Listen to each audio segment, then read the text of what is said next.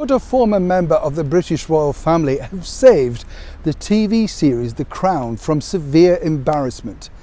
Hi, good morning, Neil Sean here in the heart of London. I hope you're keeping well, and as ever, thank you for joining me this morning on another beautiful day in this wonderful capital city. Great to have your company, and as ever, back to your royal story today.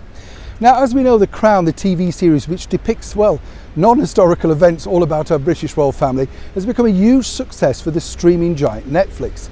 It actually baffles me in a sense though, because for those that have lived through it here in London and you remember certain pieces and certain historical events, you think, well, it's nothing like what truly happened. But after all, it's a really good soap opera, I think, in the vein of Dallas Dynasty, Knots Landing, all of those type of things. But now it's emerged that The Crown, which has been heavily criticised by many for not being factual, could have had, in fact, somebody at the helm who truly knew what went on through those turbulent times of the 80s and even further back.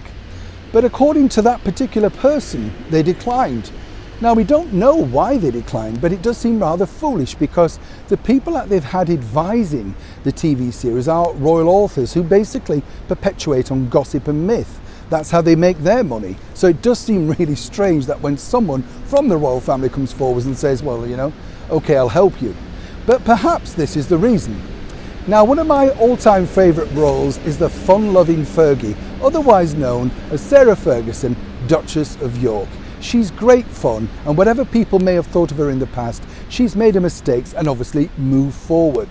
But here's where it gets really interesting as ever, simply because Fergie, as she's affectionately known here in the UK, offered her services to the producer and the executive producer, basically saying, look, I feel I could help, particularly in her portrayal of herself. Now, you would have thought, wouldn't you, if the real person who's offering themselves to advise you on really what happened behind the scenes and perhaps what they were going through, what they would have worn, how they looked, you would have snapped that up.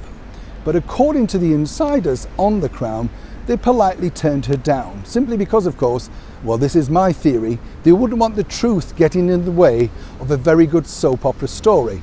Or as one person politely told me from the organisation that makes The Crown, it could have been something to do with the fee attached to Fergie's advice.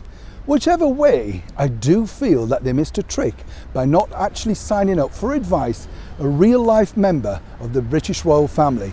Perhaps then it could have been an even bigger hit. Neil Sean in the heart of London.